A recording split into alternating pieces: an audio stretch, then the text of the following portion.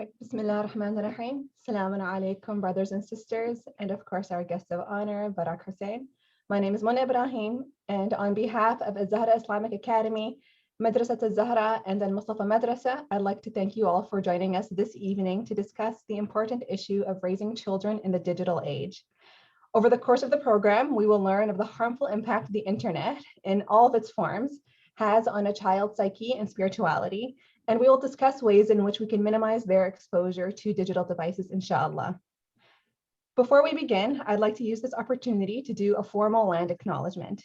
As we all know, our faith prohibits us from performing any form of wajibat on land that has been unlawfully taken from its rightful owners. As such, it is crucial that, at the very least, we recognize that the land we have the privilege of thriving on today is that of the Indigenous people of Canada.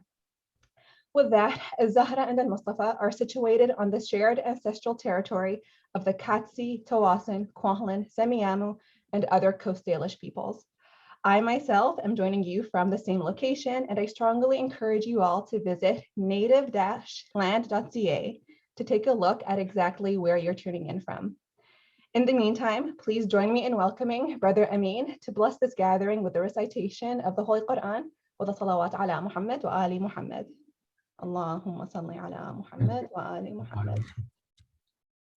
أعوذ بالله من الشيطان الرجيم بسم الله الرحمن الرحيم سبح لله ما في السماوات والأرض وهو العزيز الحكيم له ملك السماوات والأرض يحيي ويميت وهو على كل شيء قدير هو الأول والآخر والظاهر والباطن وهو بكل شيء عليم هو الذي خلق السماوات والأرض في 6 أيام ثم استوى على العرش يعلم ما يلج في الأرض وما يخرج منها وما ينزل من السماء وما يعرج فيها وهو معكم أينما كنتم والله بما تعملون بصير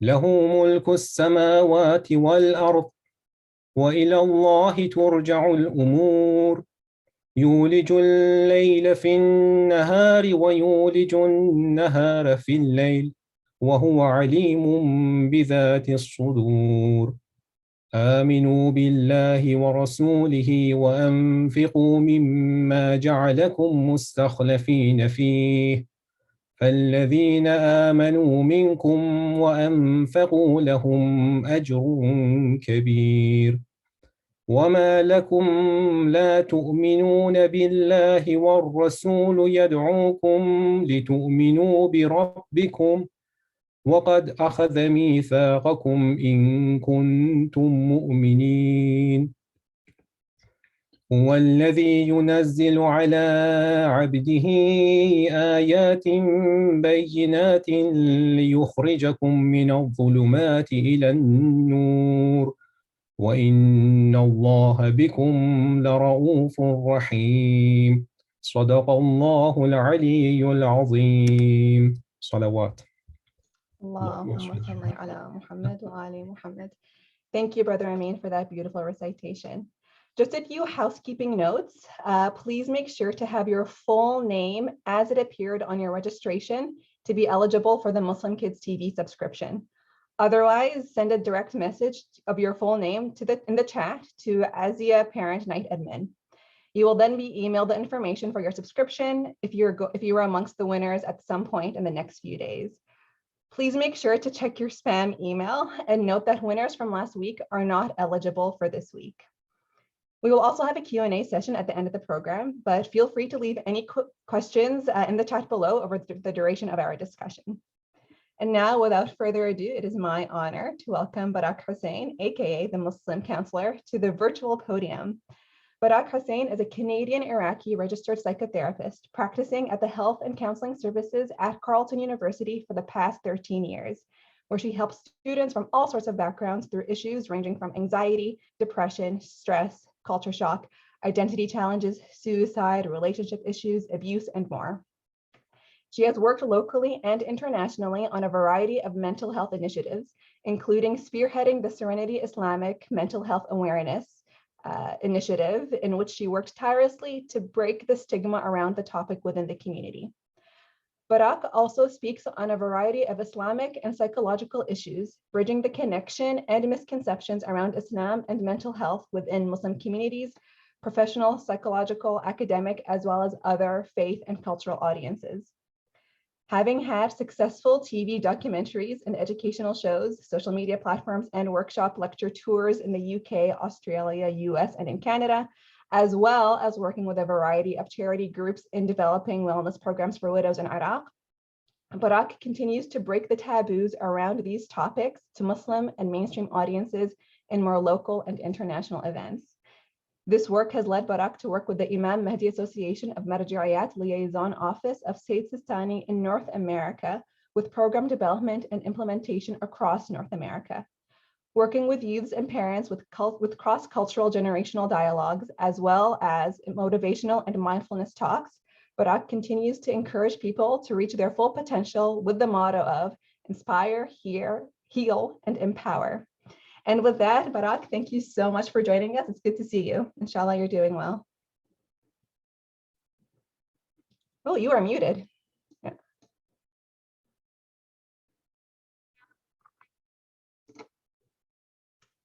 Can you unmute?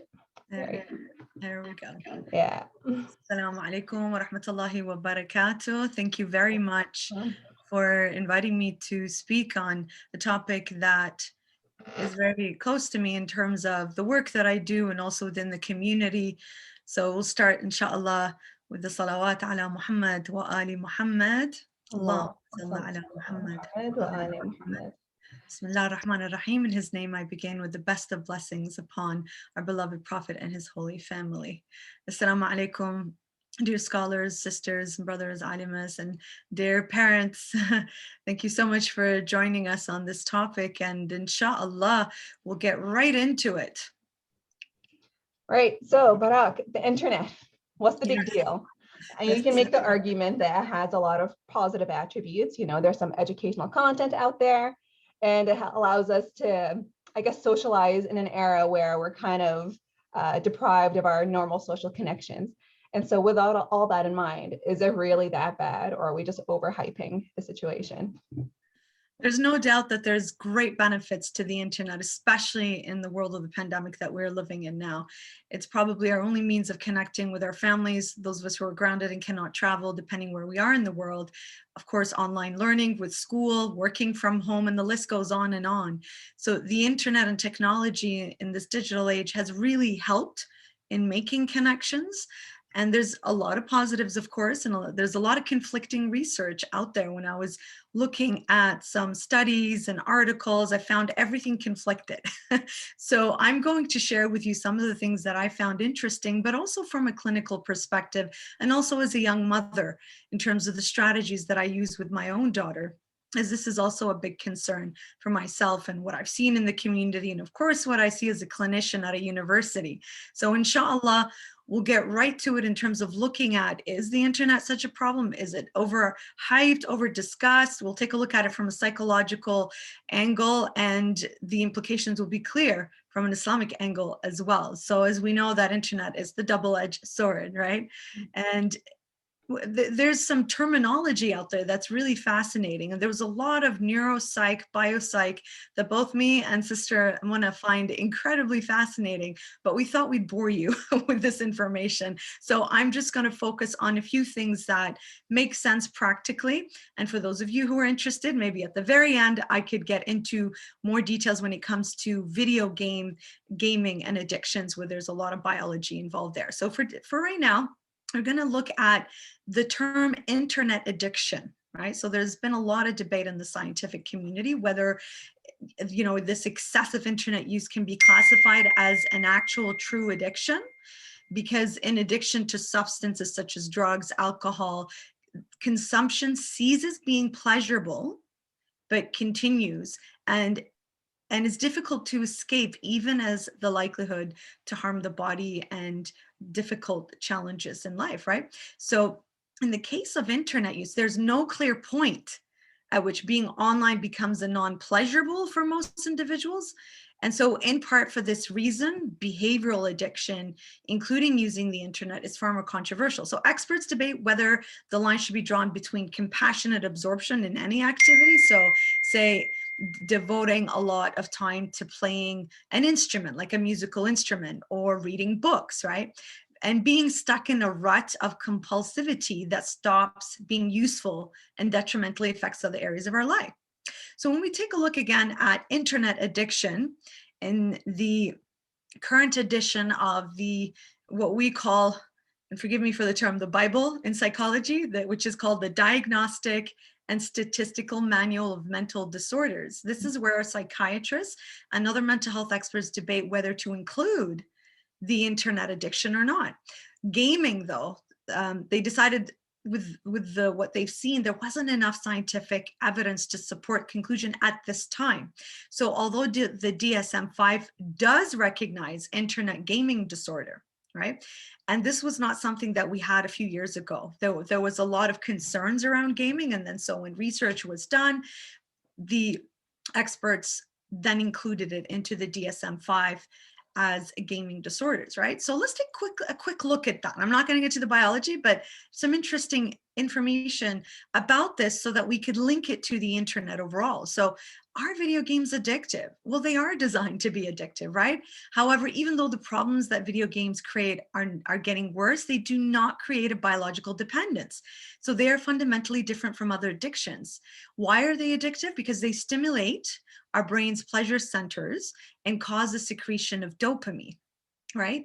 Games engage the triumph cycle in our brain and allow us to feel challenged and victorious. So this cycle is not a specific place in our brain, but it's a whole circuit that when you engage in a certain activity, the challenging, when you overcome it, you feel victorious. So it's almost like a positive reinforcer to continue with that, right? Video games suppress negative emotions, and then they become an excellent way to cope with negative emotions, therefore resulting in that dependency. So now that we have a better idea in terms of video games and how they are addictive, let's apply these concepts now to the internet. So can it be addictive? Of course, internet content creators leverage the way in which the brain works to rally customers' attention. We know this, right? One simple example is a perceived threat activates your fight or flight response. So this is the part of the brain known as the reticular activating system, which mobilizes the body into action. So online content, what it does, it exploits potential dangers. So violence, natural disaster, disease, etc., to attract and hold your attention. So begs the question, is this overhyped, over-discussed?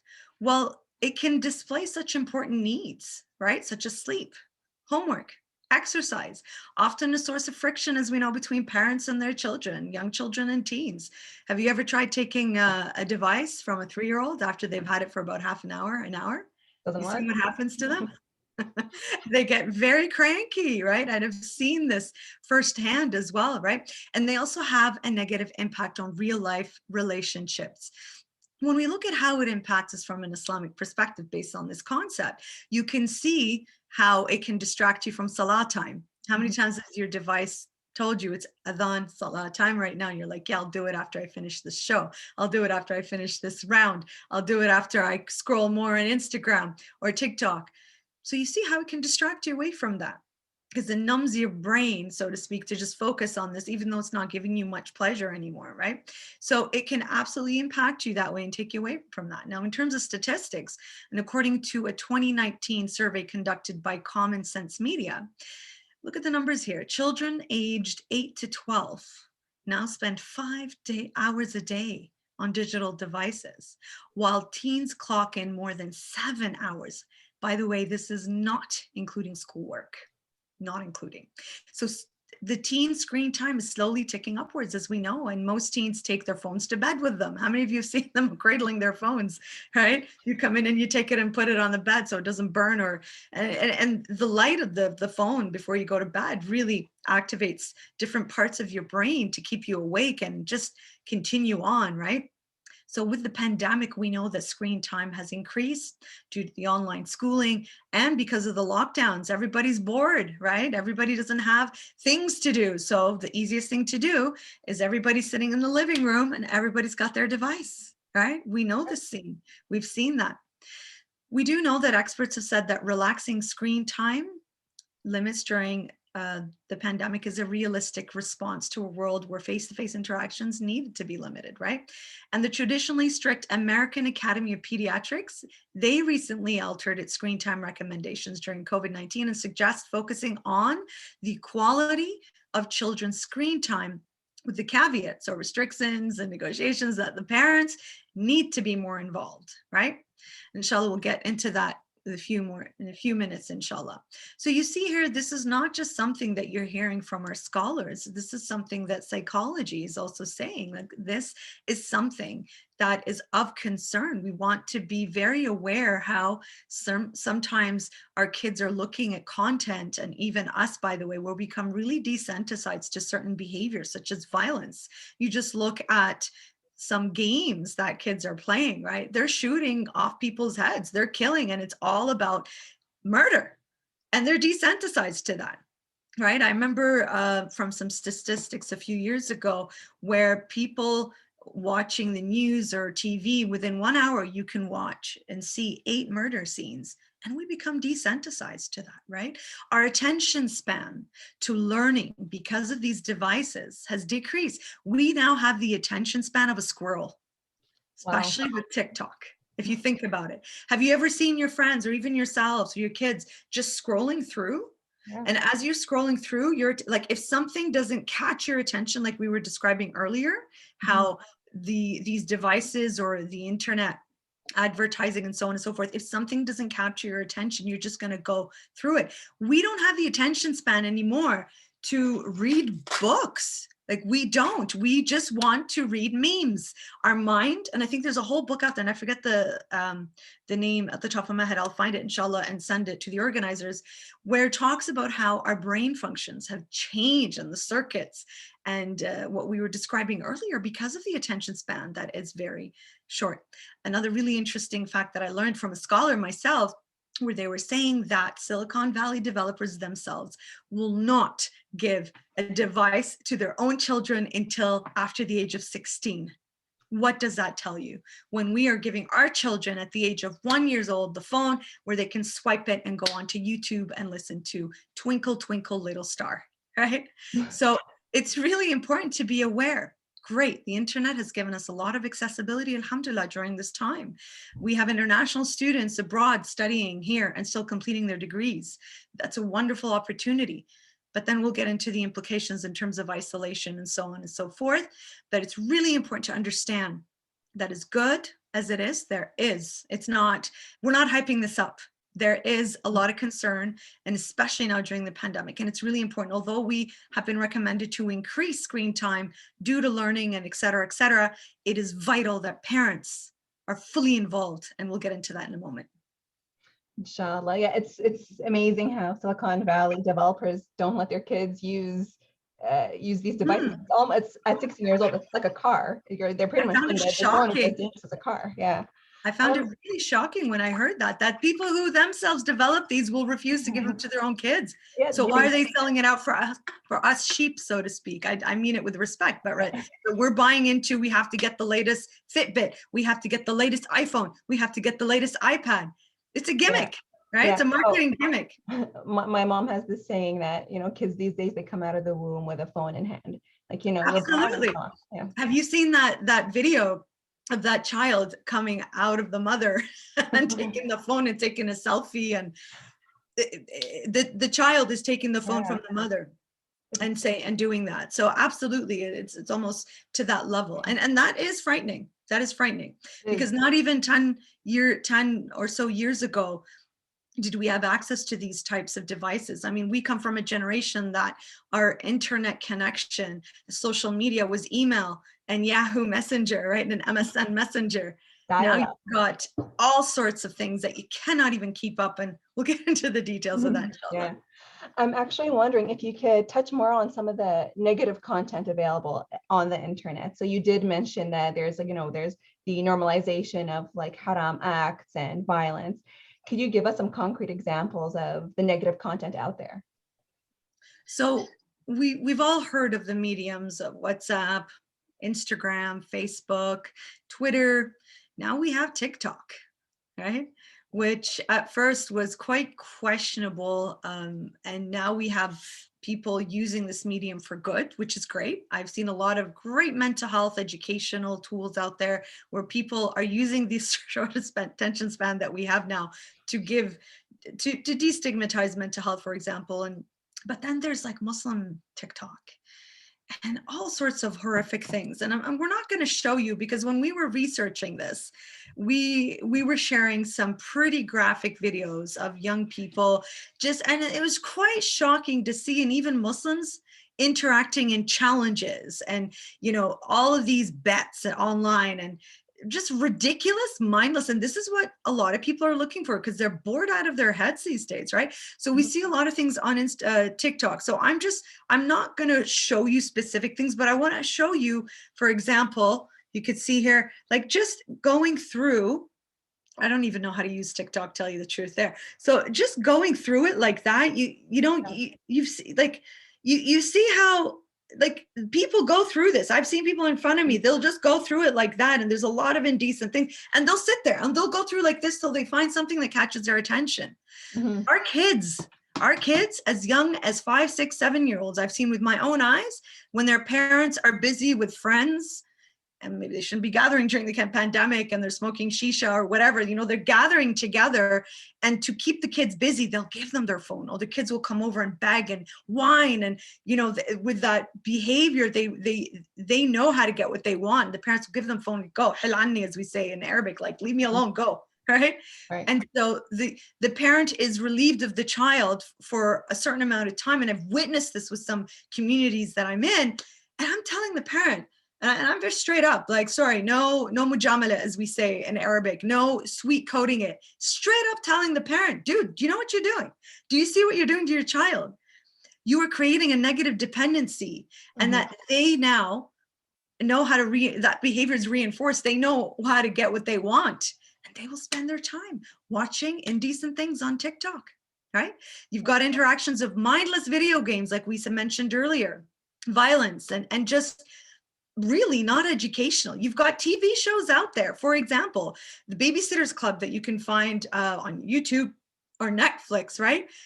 And I'll give you a specific example. There's an entire episode of incompatible Islamic content, so on trans and sex transition for a 5-year-old. And the show is aimed for 8 to 12-year-olds. Our kids are exposed to this. My daughter one day, and it wasn't when she was with me, came back and said, I saw these two people, 2 women were kissing. And it was funny, ironic enough, it was on a program that I grew up watching in England. You ever heard of He-Man? Yeah. You remember He-Man, the She-Woman? Yeah. And now look what they've done. So they have these types of programs now that are not Islamically compatible, like lakum dinakum waliya dini. Just don't infringe it upon my kids. But as parents, we are responsible, right, to look at the content of what our kids are watching and what they're looking at. Even cartoons, kids are not safe to watch anymore, because even on YouTube, even if you're watching, unless you have the actual YouTube app for kids, which I think is a little bit more filtered, but just regular YouTube, you've seen all those ads for, especially now because of the pandemic, they've got ads on movies, like full trailers and inappropriate ones as well.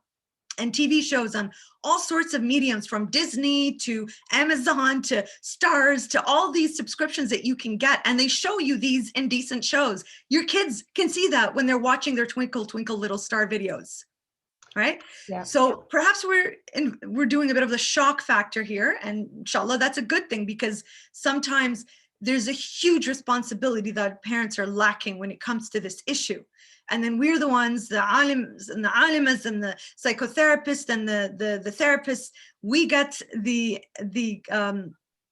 messages and the comments from the parents say, my kid is not praying, right? My kid has taken off their hijab. My kid is not fasting. They're addicted to video games. They have asdiqa su. They've got, really inappropriate friends, et cetera, et cetera. And so, sorry if I sound harsh, but my question back is, where were you when this all started in the beginning? Why weren't you paying attention? Right? And we'll get into, inshallah, and this is not meant to make you feel guilty or shame. By all means, this is meant for reflection, right? Owning our responsibility, looking at where the issues are and looking at how we can work on it. Because although I sound quite harsh right now, right? There's also, you see this? Hope. There's also hope. Absolutely, there's hope. It's never too late, right? It's never too late to, and we'll get into that, inshallah. But I really wanted to also emphasize something else. When it comes to social media, for example, right? In the digital age, it's really interesting that at an earlier time, the use of social media was not associated with increased depression at a later time. But what was interesting is that higher depression at an earlier time did correspond with increased social media use at a later time.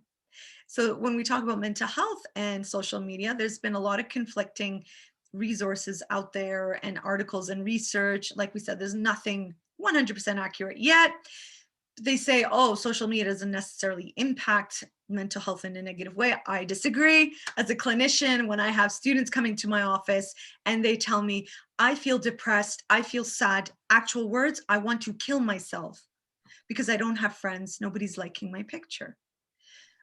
Exact words, I feel better, I feel happy when I have a lot of likes on my picture. So you see how it impacts your self-worth, your value, right? And when a young child, a young teenager is bombarded with all of what you see, for example, on Instagram and Facebook, mostly Instagram and TikTok. Facebook tends to be for the older crowd now. They compare themselves, and unfortunately, they put their worth, right? They place their worth upon what you see out there, the perfect lives that other people show, the fun, the travels, the perfect food, the perfect body image issues, right? Mm-hmm. All of these things. So there's a lot of implications. I'm telling you as a clinician firsthand when I see this with young people. And the number one issue I'm seeing now, of course, is isolation, right? They miss being with their friends. The social interaction is so crucial to their development, their social development, their neuropsych development. And so we have to find crafty and creative ways to do that, given that we're in a very online medium these days. Yeah, and it's interesting that you bring that up because I remember reading a research article where they were looking at the rates of depression in young girls compared to young Yes. boys. And for both cases, it was much higher in young girls, but for both cases, you see this spike in the rates of depression right in that puberty zone, right? As they're transitioning into puberty, they're already at such a high risk and on a biological basis. And now you're hammering their social media and all these other external factors. Yes. Like Yes. it's no surprise that it's getting pretty serious. It is, and I find, when it comes to mental health in females, there's a skewed connection there. So we got to clear this up a little bit when it comes to gender variations with mental health. The statistics show that more women tend to have mental health issues, when in fact what it is, it has to do perhaps with our nature, in the sense that women are more likely to speak or seek help. Hence, the statistics are skewed to show that, in fact, most of the people that I see where I work are young men and from cultural backgrounds, Muslim/Arab, so even Christian Arabs. But I get that amount. So I do see a lot of that. And also there's been a wave, a change, and a movement of normalizing mental health with men, and also talking about that men are allowed to show emotions. And when you bring the Islamic connection, and I speak about that in my Muharram lectures, if you go on the Muslim Counselor YouTube, I dedicate a whole lecture talking about vulnerability and emotion in the name of Al-Abbas alayhi salam. I'm about to sneeze, sorry, one moment. Excuse me. Oh, bless you. Bless you too. So the idea there is that our own male figures from our Islamic figures have normalized showing emotion when they've come across pain in their lives, right? Whether it's the Prophet sallallahu alaihi wasallam, where he showed intense grief when he lost his son, when he lost his wife, right? We see the intense grief of Imam Ali alayhi salam when he lost the Prophet, when he lost his wife. We see in Karbala the emotion. Of course, these are extraordinary circumstances, but at the same time, they show you how these strong male figures that we revere show and normalize emotion. Imam al-Sajjad alayhi salam, we know this after Karbala, whenever water was presented to him, whenever he heard anything about Karbala, he would be an intense amount of tears and emotion, right? This again normalizes in our communities, in our culture. It's okay for men to show emotion. And I always like to link it back to that. And we think about it. And also, if you think about it, our majalis, are we not encouraged to show emotion in our majalis? We say, cry, cry for Abu Abdullah alayhi salam.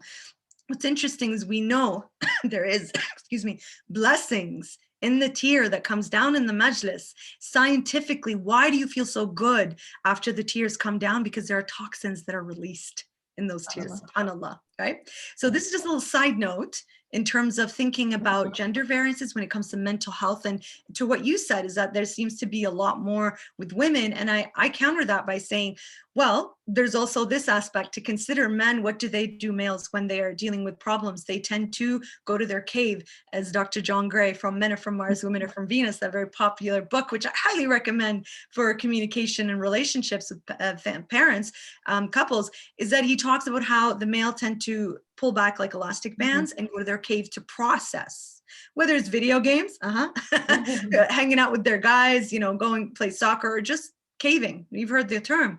And what's expected of the partner here is to back off, show support, and not take it personally, not nag, not say, take it, it's all, what have I done? Give the safe space for your partner to process so they come back stronger. Right. And the book beautifully describes the differences with male and female. And I attest to it being culturally accurate. Reason being, over these 13 years, I have shared this book with a variety of different cultural backgrounds of people that I work with. And I guarantee every single one who's read the book has come back and told me, oh my God, that's me. Oh my God, that's her. So it's quite accurate in terms of culture, even though he's a Western Caucasian therapist in North America.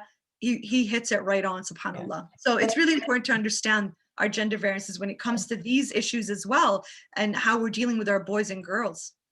Of course, and I suppose these concepts can also be extended to parents working with their children, right? So, giving your child, I guess, like an adequate support and realizing that their emotions aren't necessarily bad emotions, but just learning how to manage them. Absolutely.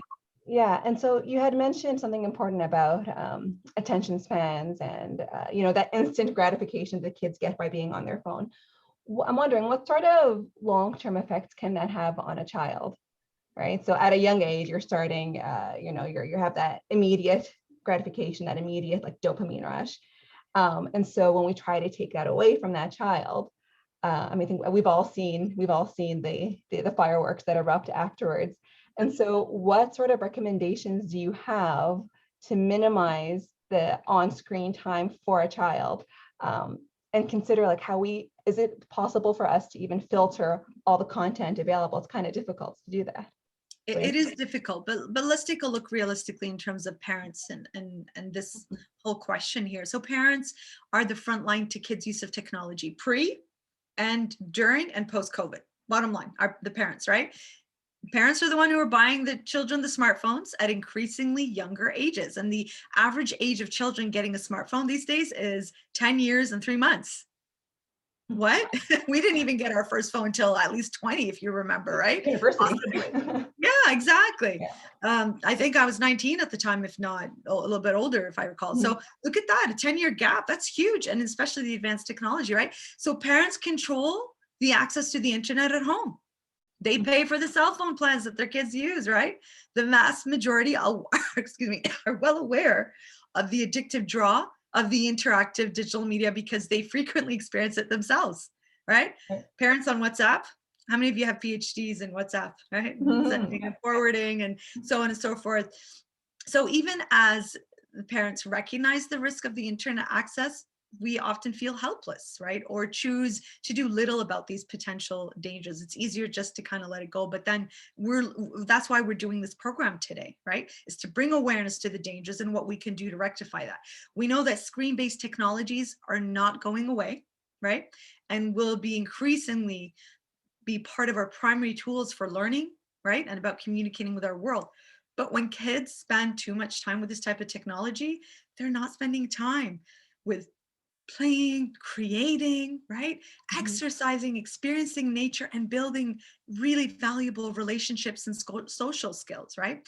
And we know this from an Islamic angle, right? These issues are evident, with all of this, right? The distractions, like we said, from our man and spirituality and the dependency of these devices, they will push them away from their wajibat, right? And I'll give you this really example. I can't find the meme right now, the picture, but you can imagine it in your head. If you remember that meme picture of the parents screaming at their kids to come home, right? When it's dark, get back home. They've been playing outside all day. Well, now it's the opposite. You see parents are grabbing their kids and throwing them outside into nature. And that's the reality, right? So excessive screen time can be particularly harmful to the developing brain of the child, right? It decreases focus and attention span while increasing the need for that constant stimulation and instant gratification, like we were saying. We're living in an Insta world. We have now a pot called an Instapot, that can cook your food like this. We come from the generation of the slow cooker, right? So you see, even that, if you put into perspective that way, right? So with technology that way, but now with digital technology, those who use the internet excessively, they may even feel anxious if their access to their devices gets restricted.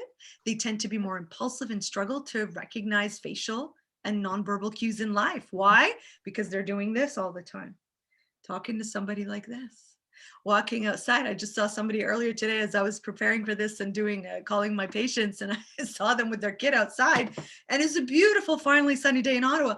He's walking around like this. I'm like, Baba, get off your phone, enjoy the nature around you, right?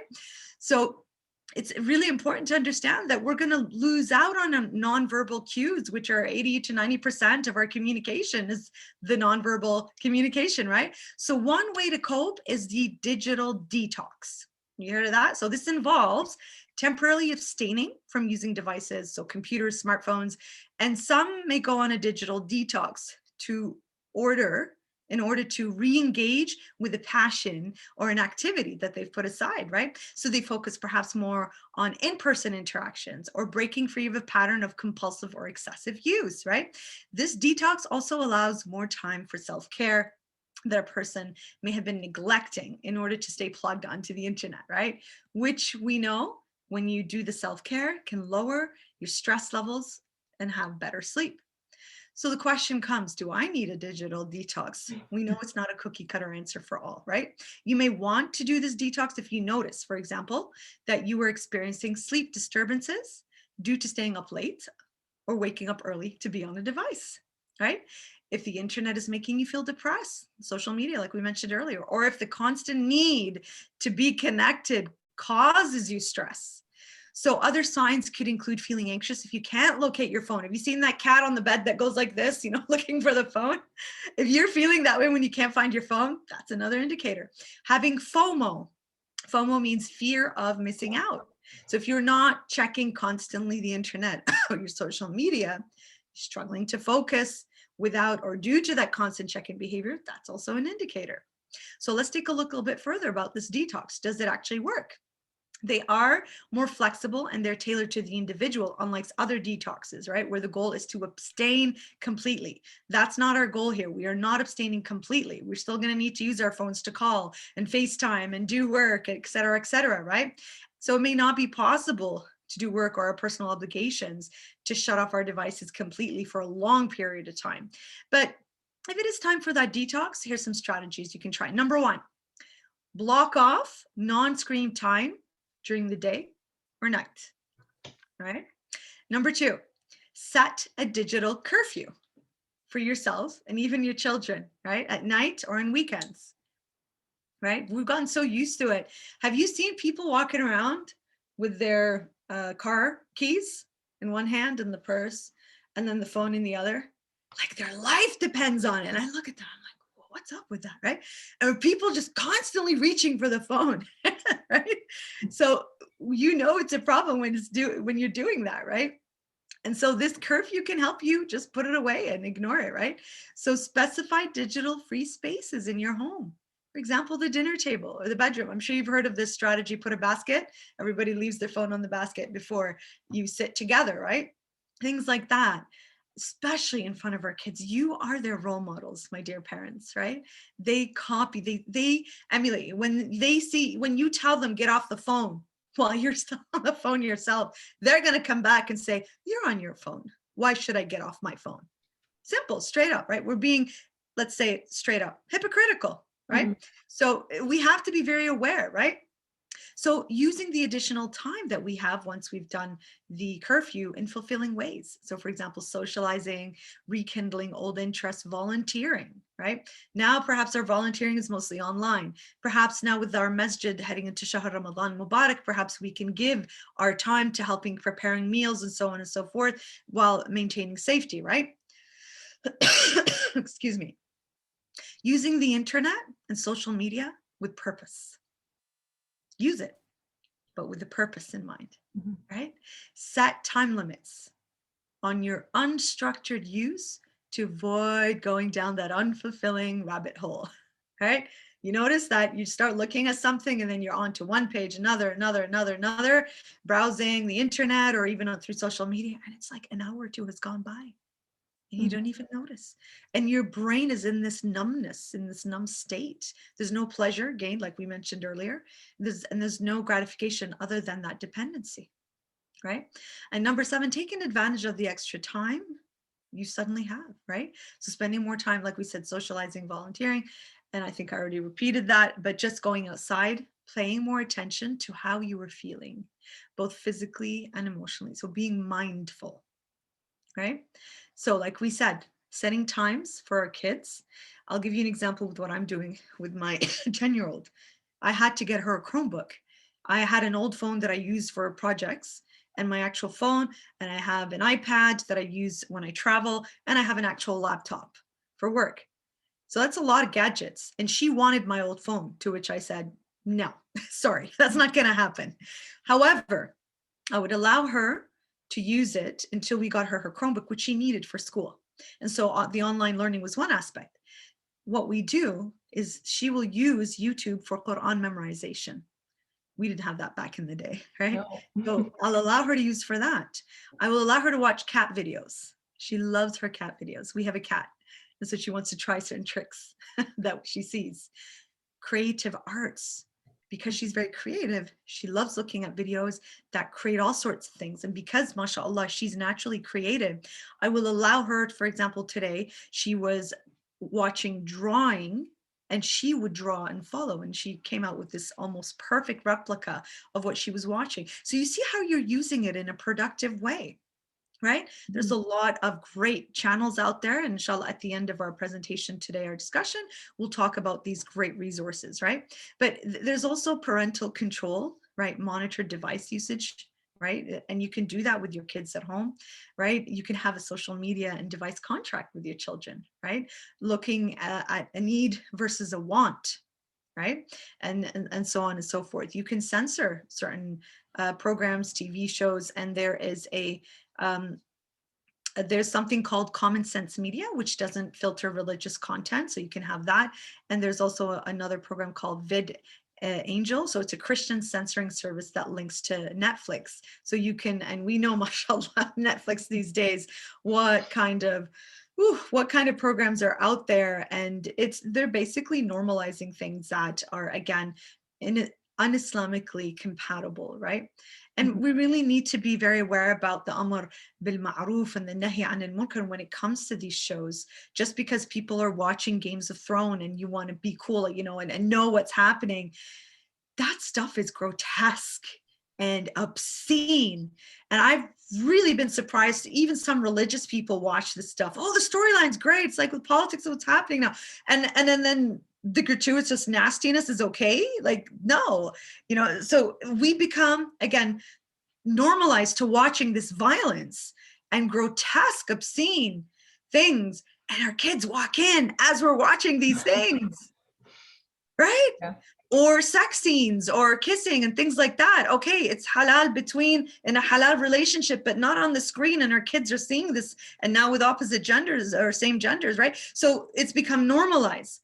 So you do have the ability to censor this, right? It comes on the onus of you as a parent to look at how you are going to manage this in a healthy way, but also at the same time, as you're doing it with your children, be mindful of yourself as well, right? Because your kids are watching you. They are watching every move you make, and they will call you out. They will resent you. They will say, hey, you are doing it. Why are you telling me to get off my device? You're still on your device. This excuse of I'm the dad, you know, Rabb al-Bayt, I'm the mother. I decide, no, I'm sorry, it doesn't work here. We are being hypocrites, and our kids are following this modeling behavior. And we see it. We see how harmful it is to them now, right? Yeah, it requires you to be like a very, very active parent, which is difficult. I could sympathize with people who are like, you know, I work full time. I'm like cooking, cleaning, everything is on me, you know. More than one child too, right? So it's easier to do that, but you can still use them. I'm not saying not to, but with these strategies, right? They can use their devices meaningfully. If you can't sit with them and recite, you know, whatever du'as, Quran to memorize, like back in the day when our parents used to have cassettes and we do that with them, right? And just sit and repeat. Why not? I do that with my daughter too, right? Okay, mama, you can do this while you're doing a craft, or, you know, focus full. And then next thing you know, I see her falling asleep. Right? So it gets a little bit sleepy, right? So it's really, really important to create that healthy balance. And it truly is all about balance, as our faith teaches us, right? Balancing, dividing our time. And if you look at the hadith, and I use this when I talk about, mental health, and when we talk about the definition of mental health, and it is all about balancing the different aspects of our life. Imam Musa al-Kadhim alayhi salam, and I'm paraphrasing, talks about the division of your time to Allah, and he says an hour, but it's not literal an hour. It's the concept of dividing it, right? So to God, subhanahu wa ta'ala, right? To your family and friends who are not going to keep you astray, the friends, right? Work, and to yourself, in which you do not commit haram.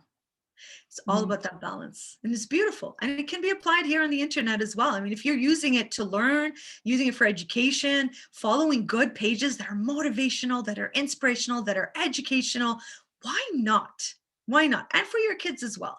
But limit the time, like we were saying, because there's a lot that's going on here with their brain development and the unhealthy dependency, especially when it comes to gaming, like we discussed. Yeah, I think we could kind of summarize everything you said in like 3 basic steps, and correct me if I'm wrong. But step 1, recognize that you or your child or both need a digital cleansing. Step 2, to slowly wean yourself off of the devices using the tips you said. And step 3, to, even when you are using the devices, censor the content. So make sure you're spending quality time and you're not just mindlessly scrolling and scrolling and scrolling. And you know what? I'll give you an example. Last year, in the beginning of the pandemic, it was around this time, the Easter weekend. And every year they show the movie, The 10 Commandments, right? I grew up watching that. I loved every Easter weekend. I loved watching the 10 Commandments. Like, oh, that's religious. That's as much as we got back in the day in terms of religion. And even then there were some indecent scenes. That's okay. Skip them, turn your face. But I watched that with my daughter. And she asked a lot of questions. And I'm like, when am I going to find some good quality, you know, prophetic types of stories that are not too gruesome for a child? And then, of course, we came across the series of Nabi Allah, Yusuf alayhi salam, Joseph, peace be upon him. And we're all familiar with that. It's really like funny acting and, you know, back in the day and the sounds, but it's an epic story. And I was amazed that my 9-year-old at the time, who had just done her taklif and had just become an official muhajjaba, was demanding to watch this throughout Shahr Ramadan al-Mubarak. You know, during Shahr Ramadan, in the secular world of where the Muslims are and the Arabs and so on and so forth, it's the time of year for those new musalsalat, the new series, right? I'm sorry, but Al-Hiba 4 or 5 is coming out. Yeah, you know that, you know, like people are looking forward to Ramadan because of these shows. What, you know, like look at the priorities here when it comes to spirituality, when it comes to what are you benefiting out of this. Now, what we did is after we did our iftar and we did our amal, we always turned on our du'as as we were doing iftar and reading and reciting them. We would then watch a few episodes a night of Nabi Allah Yusuf alayhi salam. Oh, that's lovely. She loved it. She loved it. And after that, I was trying to find some other stuff. The other stuff was pretty grotesque with beheadings and things like that. I'm like, no, we're not gonna watch that. There was a series on Imam Ali alayhi salam, and first scene it was a beheading. I'm like, no, we can't do that. It's just too much, right? But this series, for example, I guarantee you, it will engage the entire family. You will have fruitful discussions while using this digital content, right? And it is a beautiful, eternal, epic story that we all can relate and connect to in the trials and tribulations, the patience, how Nabi Allah Yusuf was tested with his own family, right? We have these trials right now during the pandemic with our own family. How with his faith, he was able to overcome, with patience, and in jail, how he was put away from the temptations and sins around him, even though he was of no fault, right? He asked to worship God, allow me to worship you, and God gave it to him in a different way. Look at that reframe. It's not what you would have wanted, but it protected him. And look at that. The consistent patience and goodness of this man in the end became one of the highest, strongest, powerful men of his time. Right? There's so much content, beautiful content. I highly recommend. And I know my daughter and I are going to rewatch it again this year, unless there's another great series out there like that. Because, oh yeah, there's so much out of that. You know, each time you watch it, it's just like reading different parts of the Quran. Each time you go back and you read it, you get something different out of it. And when you watch these beautiful prophetic type of programs like that, there's always something you're going to see differently that is so beneficial. So for all of my dear family and parents and friends here tonight, that is something I highly recommend, the Shahr Ramadan Mubarak, for all of you to engage in as a part of a routine in terms of if you're going to use digital content, you know, the du'as. And I grew up in a very traditional Iraqi Karbala'i household, religious and conservative. And till now, and I thank my parents, God bless them for this, is that every night after our iftar and we helped clean up, we sat down and our dad made us sit down and we all recited, took turns reciting. Not only did it strengthen our Arabic, but it was a really nice family time. And now we are doing it in our own families at home. Right? So it's beautiful to have that. It's a sense of continuity and tradition, but it was lessons for us. And we have the opportunity now, Shahr Ramadan Mubarak, especially during the pandemic. And you saw last year, we created masjids at home, right? We have the advent calendar of the Ramadan calendar and putting dates in there, right? We created little date packages with Shahr Ramadan and gave it to our neighbors, telling them, even though I did that at work with my colleagues, right? But now I can't, so I do it with our neighbors. So many different things that you can engage your kids in, right? And decorating the home. And we do that. My daughter and I know a little bit off track right now, but just some ideas in terms of creativity rather than digital all the time is whenever there's a mawlid, whenever there is a wafa, a majlis, whenever there's a Eid, we have several Eids in Mubahala, Eid al-Ghadir, not just the main Eids of Eid al-Adha and Eid al-Fitr. We have these historical remembrances in our faith that if we don't teach our kids, how are they going to know about it? Right? And there's no excuse these days. I don't have the books with me right now, but they're great books by Al-Kisa and different resources like that actually have the story and content of pictures and so on and so forth of Eid al-Ghadir, of Eid al-Mubahala, and Safo books as well. Wonderful for our kids to open up their eyes to. Again, this is content. As first generationers here, we didn't have this. We went to our Arabic schools on the weekends, and you know, Hussain or Muhammad or Abu Filtan, they taught us, and we brought that back home, and then you know, off to the next week, and so on. And it wasn't very engaging, right?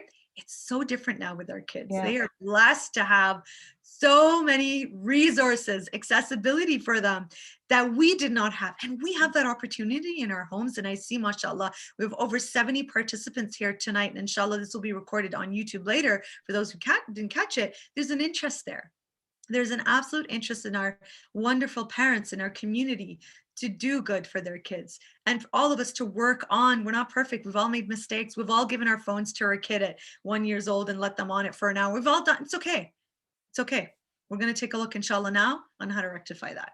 Yeah, I will also say one more thing on the note of like amazing prophetic stories. There's actually a Muslim version of Netflix called Al-Kimia. and it has all of the English translations of these amazing prophetic stories, including, I'm pretty sure it I has. want that. Yeah, I want that. I'll write it in the chat so everyone can check it out. But yeah. What is it called? Alchemia. Alchemia. So Alchemia. Muslim Yeah. Netflix. It's like a Muslim Netflix, and it's all like a lot of those Iranian movies and dramas. Those are wonderful. Yeah. And also, don't forget, for those of you, the first 30 people who showed up for our presentation today, you'll get a free subscription to Muslim TV. Is that what it was called again? Muslim Kids TV. Muslim Kids TV. And they got great Islamic content there that is useful. It is from our Sunni brothers and sisters. However, you're not exposed to indecency. Looking at, and you can pick and choose what to teach. There's some great shows there that you can show your kids, you know, instead of like, you know, the Sweet Valley High or Barbie or whatever, you know, the Power Rangers that they're looking at. You've got these great shows with Muslim characters. And my daughter loves the Jannah Jewels series, by the way, the book. And since we've got a whole bunch of great parents here, I actually want to put it out there, a little plug in here. I forgot. It will be on my social media soon, inshallah. She is designing, and she's actually already designed her own little book club based on Jannah Jewels. So watch for the book club that my daughter Jasmina and her classmate have put together for other people who are interested in doing their 1 hour a week or every 2 weeks rather, during Shahr Ramadan on Jannah Jewels Reading Club. How great is that? They came up on this on their own. In fact, she made her own poster using Canva. That's actually amazing. She's using Canva. Yeah. I was quite shocked to see that. My mom's like, Bitmino, whose daughter is she? So that's a wonderful thing to hear, inshallah, that we can have a positive influence on our kids to want to do these things, you know? And inshallah, we'll talk more about resources a bit later. Yes. But I did want to ask you a few questions. You know, there's some parents who are doing their best to limit either screen time or video game time because they don't like that their kids are playing these violent video games. But then the reaction of the child, you know, like the screaming, the anger, you know, a lot of the times the kids say, you know, I'm connecting with my friends when I'm playing this online video game. Why are you taking this away from me? What can a parent do? What strategies is there for a parent to do to like mitigate these reactions? And do you have any age-specific advice, I suppose, for like limiting screen time? Inshallah. So let's take a look at it from a generic aspect, and then we'll get into specifics. So again, it's okay if you've done this. This is why we're doing this. So inshallah, we can look at how to manage things, right? So the first step a parent should take is to disarm their child by talking to them, right? So when you speak to your child about, and I'll talk about specific age after, but just in general, speaking to them about their gaming perhaps, or their social media use, right? So the first thing that will pop into their heads is that you're taking away, right, their devices or their video games. So that thought will make them defensive. Anything that they say will come from the mindset of them and their video games versus you. All right. So we need to get them on our team. Right. We need to be on the same team. We need to try to explain to the child, I want to talk to you. I'm not saying that we're going to make any changes first. Just help me understand. Right. So it's really important to communicate with our child, whether it's a young child, a teenager, and all of this, of course, keeping in mind the hadith of the third from the Prophet sallallahu alaihi wasallam and Imam Ja'far as-Sadiq alayhi salam. You all know this. I'm just reminding you, right? From a psychological, spiritual, Islamic developmental perspective, you know, from 0 to 7, they are our masters, right? Doesn't mean that we allow them to take this and use it for hours. No, we still have to set boundaries, but we also have to be aware in terms of their sensory motor skills, their brain development, how we're going to speak with them, right? And not necessarily full discipline here, but definitely boundaries is important. And then when we look at 8 to 14, this is when the hadith says that they are our slaves. We are their masters, so to speak. And I think a lot of parents misinterpret that, right? It's about telling them what to do, ordering them around, discipline. And no, and it is about, again, setting these boundaries, right? Teaching them, especially as they go through puberty and the hormonal changes and the rebellion and all of that. So we have to be able to speak in a language that, and I know you all learned this in our last session with Sayyid Asad Jafar, alhamdulillah, in terms of how to develop your relationship with your child. This is it right there. Right. And then finally, when you've got 15, 21 and above, here's your friendship, right? Here's where your friends And up until 21, this is your responsibility. After that, whatever they do is between them and God. So as long as this time frame you are developing that relationship and being able to talk to them according to their brain development, their psychosocial skills, et cetera, et cetera. I do a whole lecture on that, and perhaps another time we can do it. I do believe, trying to remember if it's on my YouTube channel, where I get into specific details on the hadith, and I do a cross-sectional analysis with Dr. Erik Erikson's child development theory, or stages of development. I get into that in more detail. So here I'm just reminding you, when we are talking to our children, be mindful of what age or phase they are in terms of the thirds, and then that way you'll be able to connect with them that way. Right? The most important thing here when trying to help your child gain control of their gaming habit or social media or device is to communicate to them that you care, right? And that you are on their team. You want to take an active role in helping them understand that these devices or the internet, what they can do for them detrimentally, right? Help them realize how other activities can be just as engaging, because they've had such a dependency now, they don't see anything else as engaging. So this is one of the best answers on how to break a child's video game addiction or connection to a device, starting off that, right? So as parents, it is worrying and it is disheartening to find that your child does not want to engage in any of these activities, apart from gaming, perhaps, for 16 hours a day. Telling them to read a book, it's not going to work. Asking them to do chores, not going to work. Right? Your child obviously is going to lash out. They want to go back to the gaming, right? So these are not great alternatives. What we want to do is be aware that sometimes as parents, we're clueless about what activities to recommend, right? To a gamer or somebody who is really dependent on devices and social media. So when the child feels forced to sit and read a book, something that they don't enjoy, it does more harm than good. It shows resentment in the child and the parent, because the child will go back to the activity against the parent's wishes. The child feels forced to do something that is fundamentally unenjoyable for them. Psychologically, that makes sense, right? So there is a fundamental lack of understanding on both sides of this equation.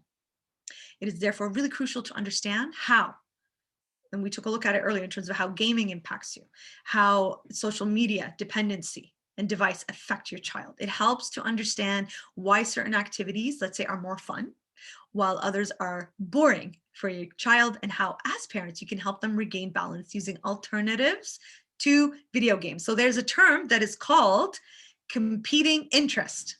Memorize this.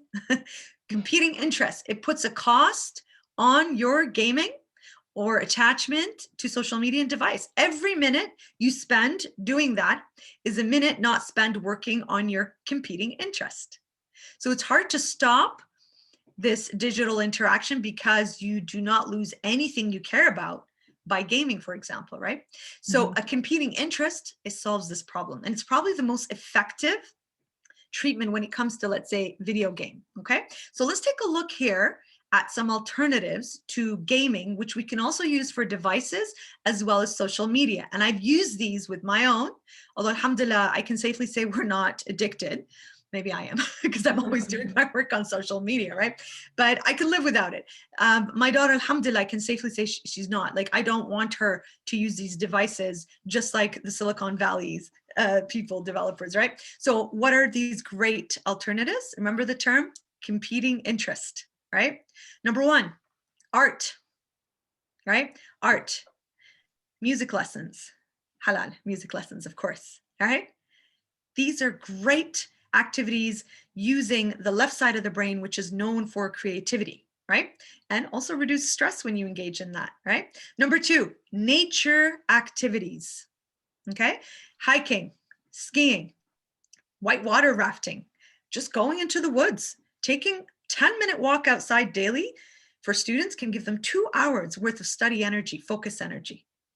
In fact, studies at Carleton University, where I work, in the happiness lab, showed last year when they were looking at it, especially during the pandemic, is that when they had young children, this was an experiment that was done here in Ottawa, where they went, excuse me, to the local aviation museum for a field trip, right? And then the next day, these same students went on a all-day outside in nature day.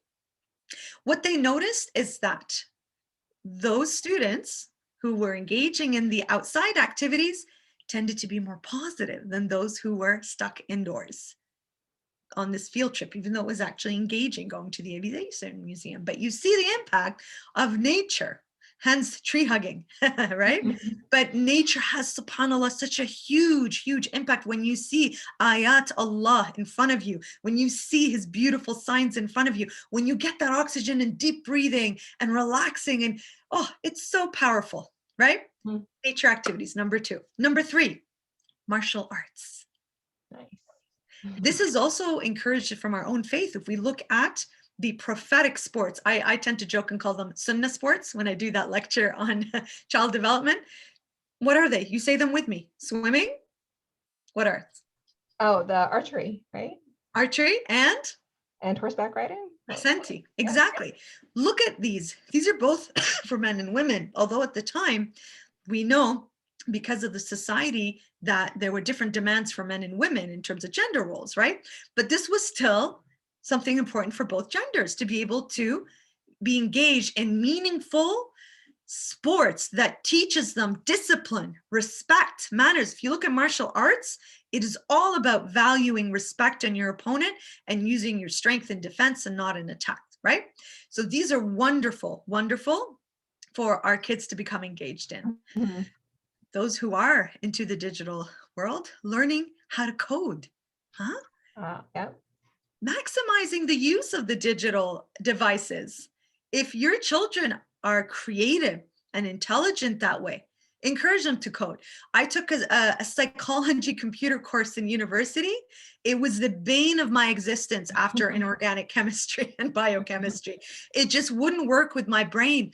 But what I understood after is I had such a huge respect for people who know how to code. And I mean, look at the program we're using right now. Over 70 people are in this program right now because of people who know how to code, right? So if your child has an interest in graphics, they're talented in coding, let them use these devices. You see you're using an alternative here to social media and gaming.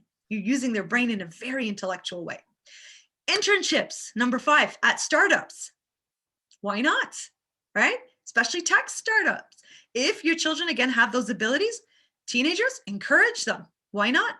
A friend of mine whose son was very depressed during the last year, we were trying to get him to go and work with his uncles at a car garage, and he just wouldn't do it. And he was really into competitive basketball, but of course that was done for the time being. He gained a lot of weight. He was very depressed, very unhappy, and he actually had suicidal thoughts. And so the mother was very concerned.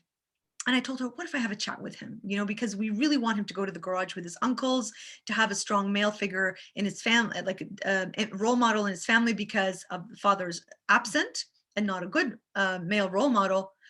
We had a chat with him. Khala, you know, what are you up to these days? What's happening? Oh, really? Oh, wow. You're so lucky to have uncles who could do that.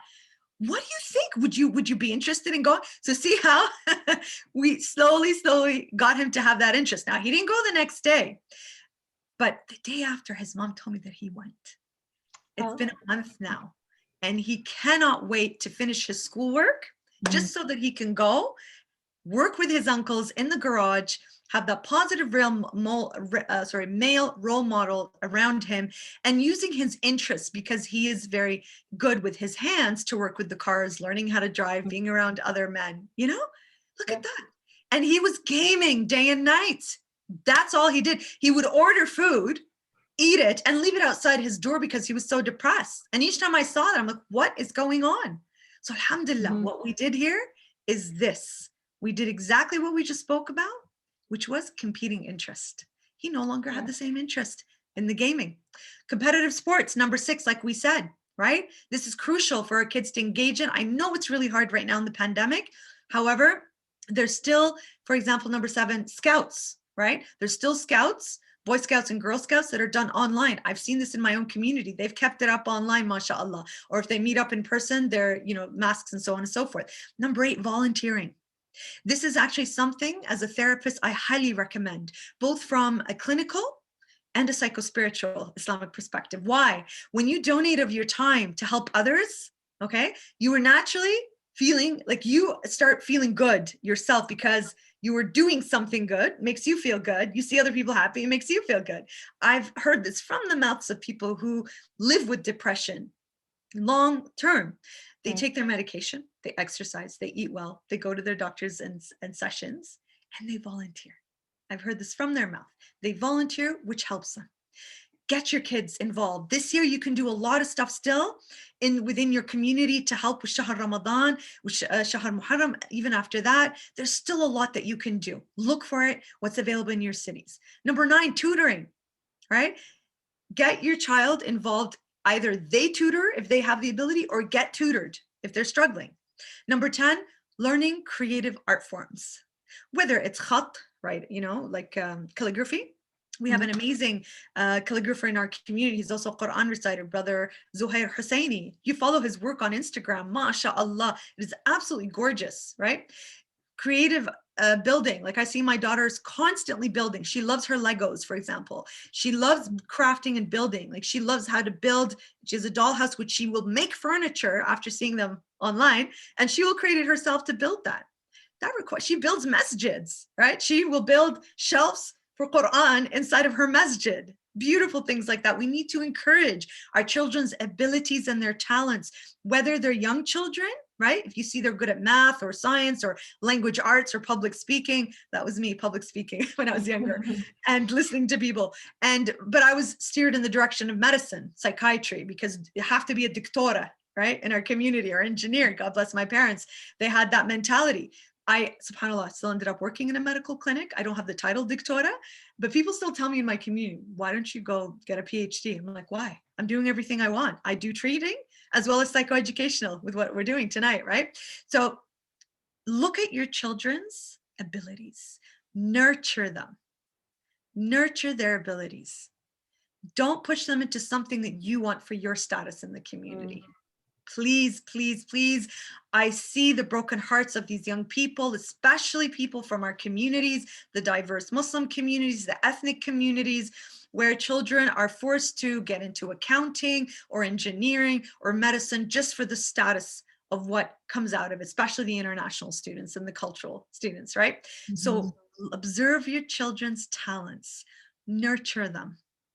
Help them go into the field of studies where they can maximize their interests and their passions. This is where you will see a happy child succeeding academically.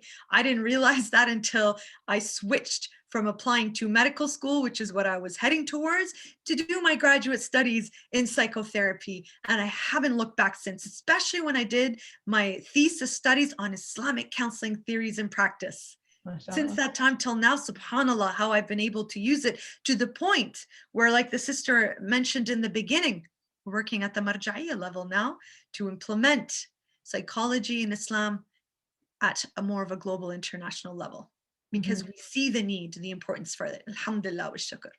Beautifully said. So it's very important for parents to don't live vicariously through your child. Let your child be their own person and just really capitalize on their own interests.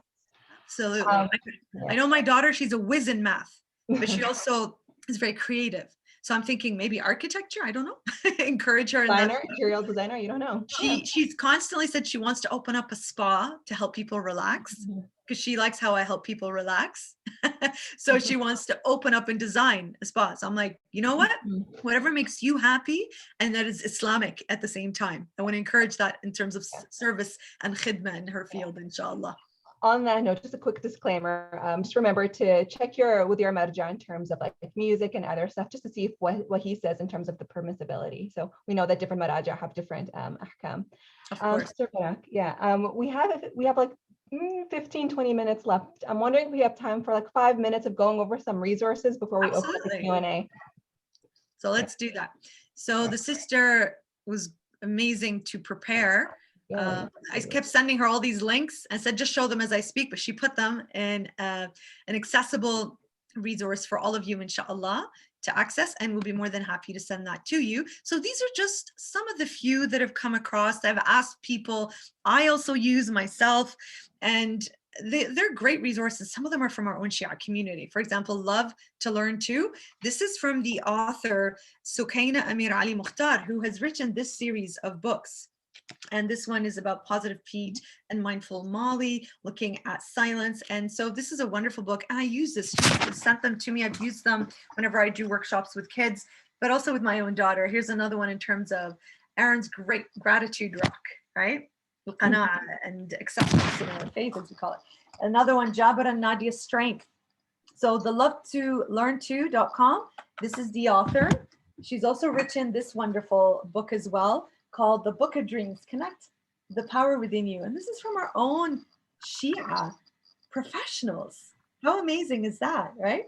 So yeah, so this is a great resource. You can find stuff. They're always, like, in some of the WhatsApp groups, there's a lot of resources that are sent around. I got a whole bunch today on Shahar Ramadan Mubarak for parents and for kids. I'll send them over to you so then you can share it to everybody, inshallah. Inshallah is great resources, like a workbook for kids throughout Shahar Ramadan. I remember when my sister-in-law and brother traveled a few years ago, travel time, right? They were in Dubai, and they know I love this religious books. I go crazy over them. So my sister-in-law got me to give to Jasmina a workbook on Shahar Ramadan. And we were still going to the mosque at that time. And every night when we were at the mosque, she would open it up on the page and she would start writing comments and observations. It was wonderful to engage that way, right? So another resource here we have is the playpure.org, as you can see here on the screen. That's a great variety of database of books and resources and workbooks and information and all sorts of invaluable resources. Sometimes you can get overwhelmed. So just pick a few, that you like and stick with that, right? There's also buzzideas.com. And I love this resource because I actually know the people behind it. Of course, I forget her name right now. Last name Morali. Her husband is Abbas Morali. I'm trying to remember. So they are the couple that wrote the book on Islamic marriage, and they are wonderful. I met them in person and I did workshops with them at Camp UK a few years back, and they've got they're so great in terms of talking about realistic expectations of marriage and kids, and they have a wonderful parenting book. I'll also look it up and send it to you. It's on alislam.org. This is their website. I've got wonderful ideas for you throughout the year. And yes, it's online, it's digital, but you can print some of this stuff, right? Another really great page that I discovered after I was trying to find Islamic Shia video content for my daughter to watch was CABTV. And this is a YouTube channel offshoot of Ahl Bayt TV, whom I've worked with in the past.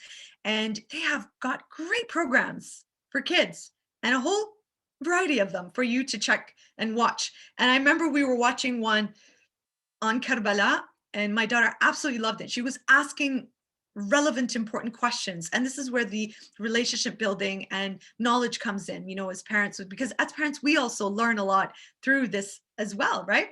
So this is a really great resource. You can use it for Shahar Ramadan in terms of looking at Islamic Shia context, and you have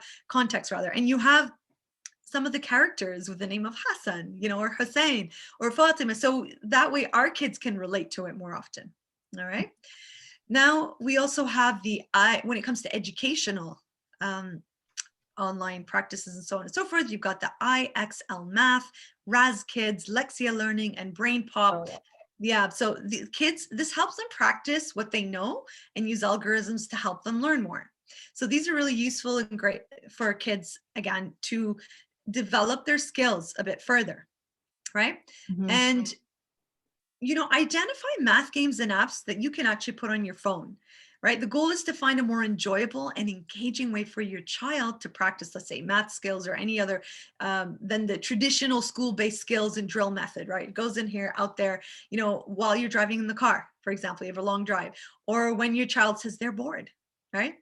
Tell them to take 10 minutes to sharpen their skills by looking at these different apps that you can find on your phone. Don't try to hide your intention. Like, don't be like, oh, how about this? Just present these games and apps in a fun way. Here, practice your skills. And I know my daughter loves word games, and I will allow her, when she's bored in the car, I will allow her to use my phone to sharpen her skills this way. Another one is coloring. Have you seen those? You know how we talk about coloring is very relaxing. And there was a trend a few years ago when it was more in person, and including in our waiting rooms, where we would have these amazing coloring books, art coloring for adults. And they're beautiful, whether it's nature, whether it's all sorts of things, right?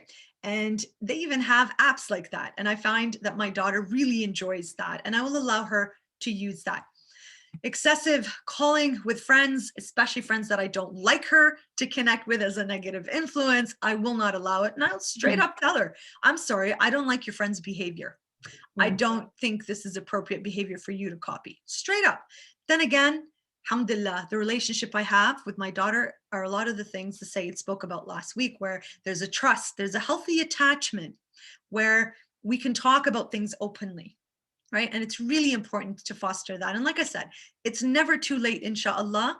If you are struggling, we've given you a variety of different strategies. We've given you great alternatives, right?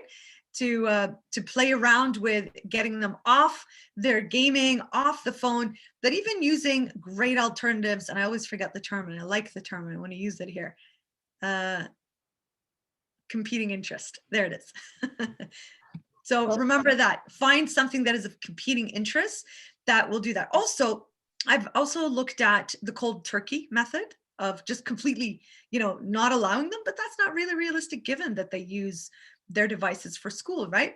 Perhaps what we could do is reduce the amount slowly, bit by bit, and replacing them with the competing interest activities. Wonderful, beautifully said. And for everyone asking in the chat, inshallah, the organizers will be sending this PowerPoint to everyone who's registered. So you'll have all of the links with you, inshallah. There is a few questions. There's someone asking, do you know any resources for teens? So these are all pretty child friendly, but do you know anything specific for teens? Not at the top of my head, but I will look up some resources, inshallah, and send them to the organizers. But these are a good base. When you know how you say internet surfing? If you start off with these links, just Google appropriate or educational intellectual apps, devices for teenagers. Just Google that and then go through and see. Then put something more specific, Islamic, right? You go through it. This is the key thing here. As a parent, you go through it, see, so that way you are aware of what content you're showing your kids as well. And you can see if that can be a competing interest for your child. Yeah, and I will say this, I did notice some of the resources you gave us, like IXL Math and RAS Kids, they do go up to like grade 12. So if you are interested in like using these resources for like your older teens, that's totally doable. And then there's the Alchemia, which is like the Muslim Netflix as well. At this point, thank you so much, Sister Berak, for joining us. But we do have some time left. So if anyone has a question, we've entered the Q&A period. If you'd like to ask your question in person, you can raise your hand and I'll let you unmute, or you could just leave your message in the chat, inshallah. So if any questions, now is your platform to the dear audience members.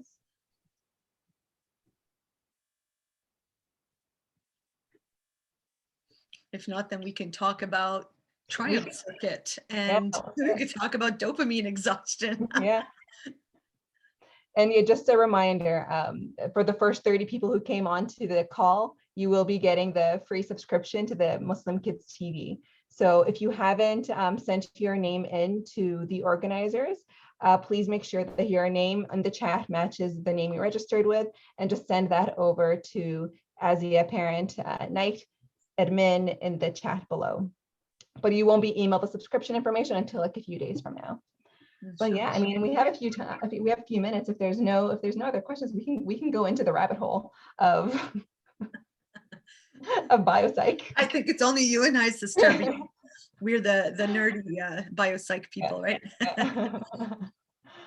So somebody mentioned here professional sports for girls so they can go to national competitions.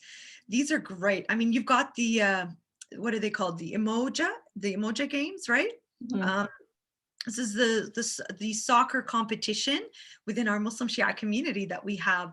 Of course, it's changed this year because of the pandemic, but they also have competitions for women and teenage girls as well, which is wonderful, right? I grew up loving sports. I took after my father with his athleticism, but because he's very traditional Karbala'i, He said, no, you cannot go on the basketball court. You cannot go on the volleyball. You cannot go on soccer or running. You look like a monkey running around with your hijab. Like, he just did not approve of me doing that. I actually used to go and try out for the teams, soccer, basketball, just to see if I was good enough. Right? I'd make the team, but then the coach would write a letter asking my dad. My dad would be like, la, school, home, that's it. Because that's the culture he grew up in. It's school and home and nothing in between. But here in this part of the world, it's everything in between, because it's all about developing your interpersonal skills as well, whether it's athleticism. And by the way, there's scholarships involved as well, if you think about it, for higher education, right? So it's a bit tricky when it comes to women in hijab and doing certain sports, because it's not very modest. Absolutely. I understood where my dad was coming from. I didn't get it as a teenager, you know, but I can appreciate, but we see now so much more women, and there's also communities that rent facilities where we can take off our hijab or be comfortable and doing sports without men watching. There's swimming, like in gyms. The gym I go to, we have a swimming pool. Carleton University has a dedicated women's time slot that they have. So it's much more available now than it was before, you know, and encouraging. Yeah. Sister Berak, what is your opinion on the necessity of putting your kids in an Islamic school? Should parents go out of their way to make it happen? I used to teach at the Ahl Bayt Islamic School years ago while I was doing my graduate studies. And I did a nidr. Ya Allah, if I have a child, this is where they're going to. Ahl Bayt Islamic School. Not only do you have that amazing name, this school is, and I think it still is this year, the top school in Ottawa, mashallah, when it comes to the EQAU exams, the provincial exams. And it's, I think, the top 100 in the 4,000 category in the province of Ontario. Okay, so I'm totally showing off here about the school my daughter goes to, and proudly so, not only because I taught there, but I see the quality here. Again, it is a private school, you have to pay, but this is an investment for your akhirah. If you can look at the goal of why you were sending your child, if you can afford it, you can talk to the school to negotiate, it is absolutely worth it. First day my daughter came back speaking Arabic and speaking Islamic terms. Her language right now is always subhanallah, mashallah. You know, when I was teaching there, and especially because I grew up here as a student here in elementary, middle, high school, university, we didn't get that. Shahr Ramadan, like you have to isolate yourself, or you have to this and that. It's Muharram, you know, you look very somber and black, especially as Karbalais, we honor this tradition for 2 months, right? So it's interesting, when you have an Islamic school and your child goes there, you still have to teach them and be on top of their studies. Absolutely, right? However, there's a peace of mind that they are not going to be exposed to the filth that public schools show. Not only that, the tarbiyah, when we had kids coming in from the public school into the private school, we had a huge difference in terms of the behavior. The cohort of children that started right at the junior kindergarten, when they hit up their grade 4 or 5, and that's the level I taught, as we say, salt of the earth, mashallah. Behavior-wise, akhlaq, knowledge. It was so much fun as a teacher to incorporate in social studies. You know how when we used to build the castles in medieval studies, guess what teacher Miss Hussain did? We built mosques. When we looked at ancient Rome and ancient Greece and ancient Egypt, yeah, we still touch upon them. It's part of the curriculum. But guess what we did to a mainly populated school of Lebanese and Iraqi children? We talked about the Phoenicians, and we talked about the Mesopotamians, the Babylonians, the Ashuris. These kids have a connection. I also happened to go to Iraq a few times, and I had video footage of some of these ancient places. So I got an opportunity to show these kids right on where these places are and what they look like. So absolutely, there's a huge benefit. Mind you, it can be costly, right? But even putting your child, let's say, in a Catholic school or a Christian school, even a Jewish school, even a Sunni school, there are benefits there, especially with the sexual education that is being bombarded everywhere. And you all know what I'm talking about and what I'm referring to.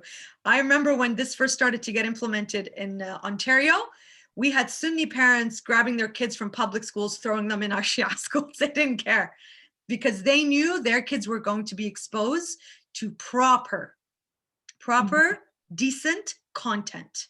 Mhm. Mind you, it still trickles in, right? And this is because the parents who don't monitor their children, what they're watching, what they're saying, because like I told you, I heard my own daughter say something which was quite shocking. And this was from a student at an Islamic school. They certainly did not learn it from class. They certainly learned it outside of class with the lack of parental Mhm. supervision at home.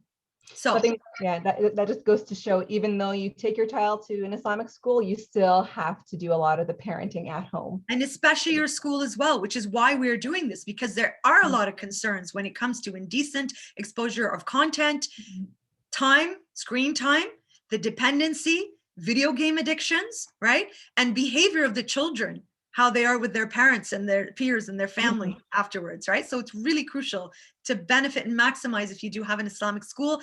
But my dear, dear, dear, dear parents, nobody said parenting was easy. We did not come out with a blueprint knowing what to do. We're all learning, right? And inshallah, this was an opportunity to learn, as I have also learned, because I'm using both my clinical experience, but also as a young mother as well, right? As a teacher at one point in my life, and definitely as a therapist and somebody in the community where families come to me with a lot of these challenges. Thank you so much, Sister Berak, for coming today and braving the storm. And the advice you've given tonight was so invaluable. So we really do appreciate everything. And inshallah, everyone in this setting has benefited from your wise words.